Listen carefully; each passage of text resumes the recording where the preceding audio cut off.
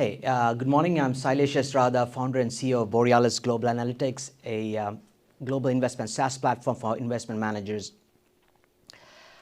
For investment professionals who are basically overwhelmed by the abundant sources of research and their exorbitant costs, Borealis has defined or developed an AI analyst, a productivity-enhancing tool that augments the workflow of portfolio managers in managing their portfolios. So the AI analyst is a transformative unit that transforms global equity research into data-driven insights at the country level and the industry level, and transforms them into a platform, a dashboard platform on visually pleasing dashboards and charts and with annotations. And the whole goal here is to help portfolio managers and wealth management professionals to basically simulate thousands and hundreds of strategies to explore the global opportunities before risking capital in order to maximize the return objectives of their respective clients. So what is the problem that we are solving? Being a portfolio manager myself, the two overarching problems that we face is the exorbitant cost of research and data, and the second is the long gestation period, I would say, the life cycle, investment life cycle, from conceiving an idea to building a repeatable investment framework to meet a client's objective.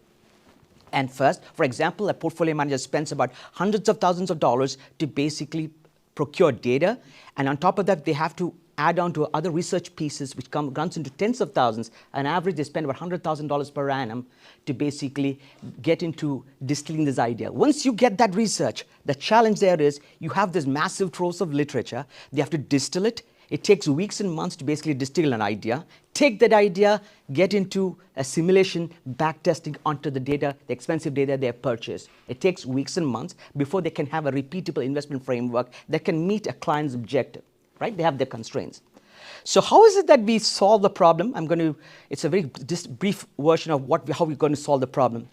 As you can see in this slide here, we basically, with the advent of our AI-enabled productive enhancement platform, it eliminates the backtesting, the simulation, the idea creation. We have created a repository of backtested and simulated investment strategies, hundreds and thousands of them. All you have to do is pick a strategy and then just focus on the execution of it. So basically, from months and weeks, we are reducing it to mere few hours in basically getting a repeatable investment framework for your portfolio manager, for your clients, I mean. And we are offering at this point, the MVP is being offered at $4,800 per annum per user, compared to the cost that goes into the other tools we have, the Morningstar, the critical thought pieces from Morningstar, BCA research, and all that. They cost you roughly about $75,000 per year for a group. So now I'm going to get into the product. That's going to be where the crux of this discussion is. It's basically the whole entire AI-enabled productivity enhanced platform we call the AI analyst. It's a live AI analyst. We're trying to mimic an analyst, a Wall Street analyst. It's based on two pillars. One pillar is basically a factor data engine, and the second pillar on which the whole system resides is a dashboard environment. This factor data engine transforms millions of data points from multiple data sources, and we convert it into valuable strategies, or we simulate and backtest multiple strategies, hundreds and thousands of strategies, and the analytical data points as well as the performance data points are reflected onto a database, a massive database, which is basically a Postgres database. But since for immediate consumption, we reflect this onto a dashboard environment, which each idea has got its own dashboard. Right now, we have about 4,500 ideas, investment strategies. Each get its own dashboard. Each dashboard has got analytical charts, which is about 500 charts in each dashboard. Roughly, we have about 4.5 million charts analyzing multiple data points, the performance data points, and the analytical data points. Now that comes with a challenge. You've got 4.5 million charts. How does a portfolio manager who can interact with the 4.5 million charts? If I were a portfolio manager, I want to interact with the system. And we've created a massive AI-enabled platform, which is nothing but a natural language which can translate English-like sentences into a structured query language, go against the database, get the appropriate data points, and then the appropriate dashboard, and get back with you an answer. So if I was a portfolio manager, what is the best strategy that is really working in the emerging markets in the last 10 years? It goes, converts that English sentence into a structured query language, gets the appropriate strategy with a Sharpe ratio, comes back and reflects it on the dashboard. So that's one of the manifestations of the AI embeddings that we have created. The second aspect is we go scour all the macroeconomic documents that's been published in the world, in the supranational organizations, by IMF, World Bank, whatnot, that converts into sentiments.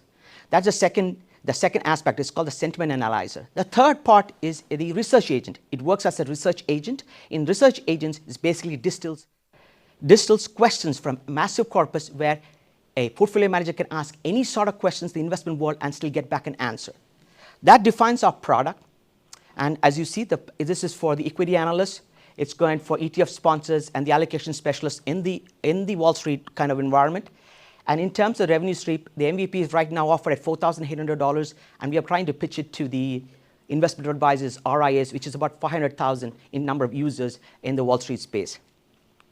And the last part is the key milestones. We are rolling out the MVP this month. The AI components are going to be rolled out in end of July, but that sort of summarizes where we are. I have an ask, nothing to do with the money here, but I have a different kind of an ask. I'm going to get to the bottom, but this has been our ask as recently, but I've got other different kind of ask, which I will take it in the Q&A session. So it's all to you, ma'am and sir. Thank you very much.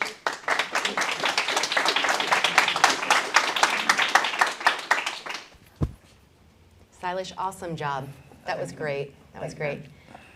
Just by way of curiosity, how many people here have pitched up here at Pitch Breakfast? Just a couple. So only a couple understand how nerve-wracking that is, and then to be first. So bravo to that and setting the stage. This is really cool. I'm curious, have you considered also offering this to potential founders who are looking to expand and need market research and this type of analysis and expanding markets? So this is what we have been doing so far. Our low-hanging fruit has been the RIAs. We have been trying to validate this product in Wall Street. And what I've been told, and many other people, is that we got 4 startups rolled up in one startup.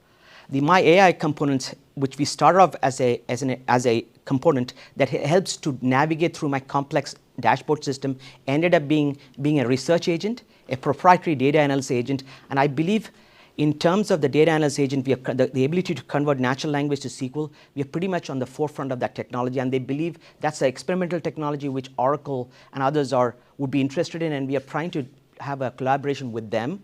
That is our goal, because that itself is a company of its own which spawned off this particular idea.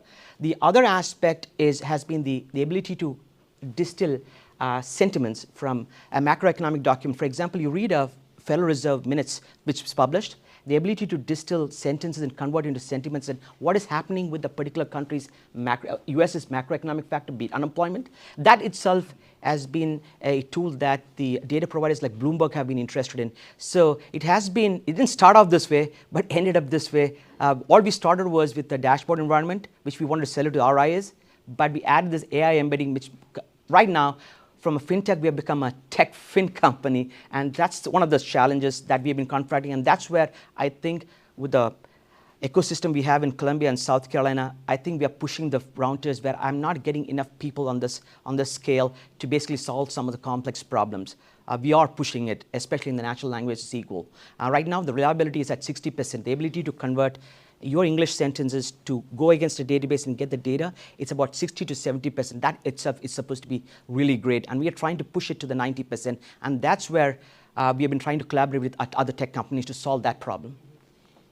Okay, and that's significant, taking the complex and making it digestible in a data-driven format. And I love how you referenced the dashboards and that you've got visuals in those dashboards. I would have loved to have seen an example.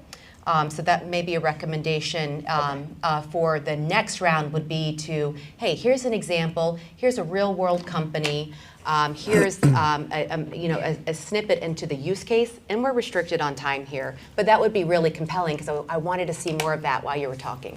Definitely, I'll definitely do that. And we used to have a slide, but when we went and pitched it somewhere else, they said, remove the that slide, and we removed it. Actually, we had it in our appendix kind of a thing. Everybody's got their own thing, but we have a demo, live demo. It's working, fully functional dashboard. I'm happy to demo it at any time if you guys want to have a look at it.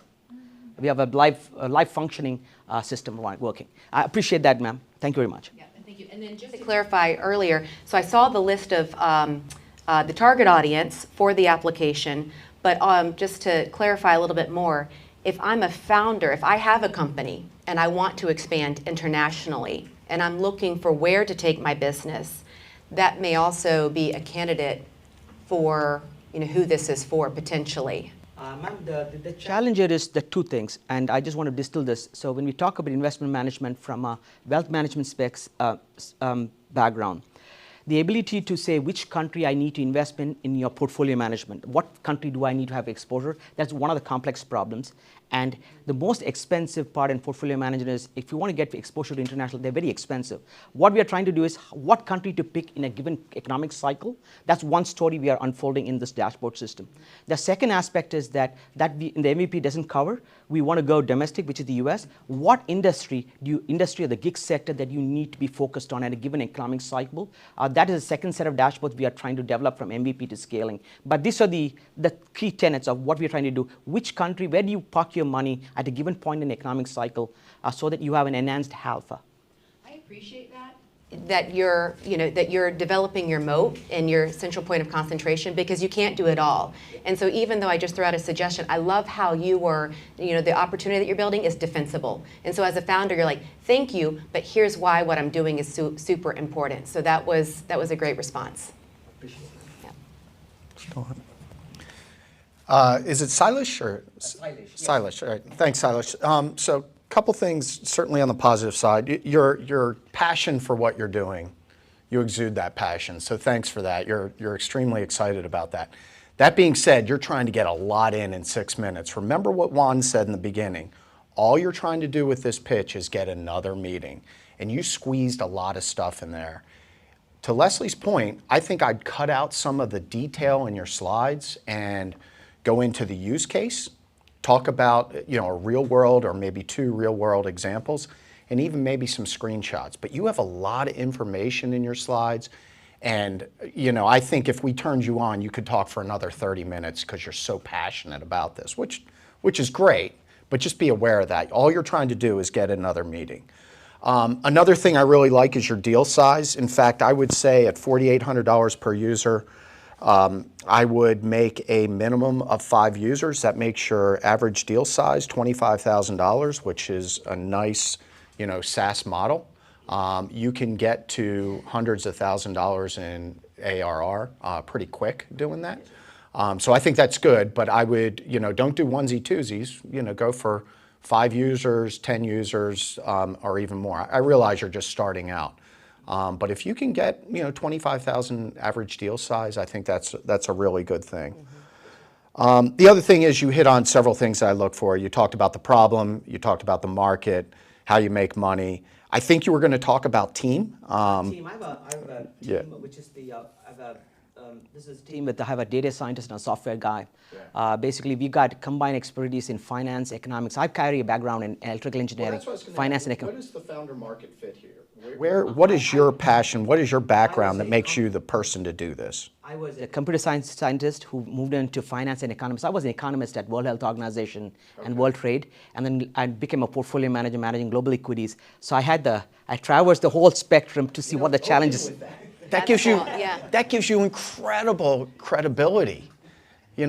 I've been in this seat before. I worked for, I would open with that. That's really compelling stuff. Managing about terabytes of data. That's how I began a career. But I moved into finance and economics. Okay. And you have the fit. So tell us about that. Let me see, what else do I have here? So use cases, and just remember, you're just trying to get the next. I would like to know what the competition is. One of my first things when you put up that Bloomberg site was, why doesn't Bloomberg just do this? Yeah, exactly, and I just have a slide here, sir. I'm just trying to get to that. I have a big slide here. This is my target market, but I just go, here, this is it. This is my competition here on the right? The Bloombergs, the AQRs, and the Morningstar. And I am actually competing. If you look at all the attributes on the left, I compete with them, all of them, in terms of country level actionable insights. There's no competition for me, barely here, because they don't seeking alpha. They don't compete with me on the visually appealing and annotated charts.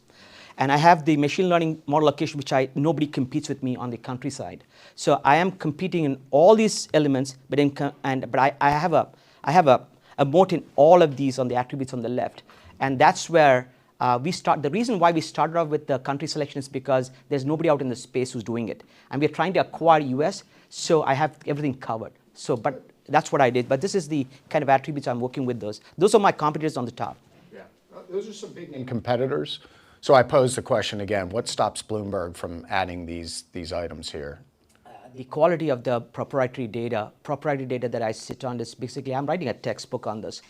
And I've worked on this. I was the first founder, not founder, I would say portfolio manager, to have built a institutional level portfolio using single country ETFs way back in 2010 when iShares was getting very popular. I was first to do it for institutional at a size which is about $150 million for a big insurance company.